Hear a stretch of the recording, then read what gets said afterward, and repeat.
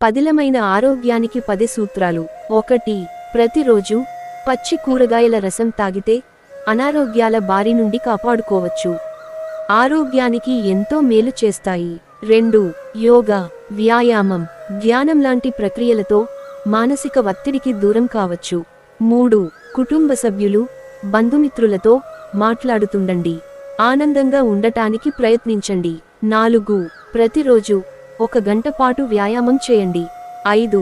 పొగ, మద్యపానం తదితర చెడు వ్యసనాలకు దూరంగా ఉండండి. 6. ప్రోటీన్లు అధికంగా ఉండే ఆహార పదార్థాలను తీసుకోవాలి. 7. విటమిన్ ఇ, విటమిన్ సి లభించే ఆహారాలను తరచుగా తీసుకోవాలి. 8. ఆహారం మితంగా తీసుకోవాలి. ఇది ఎంతగానో మంచింది. 9.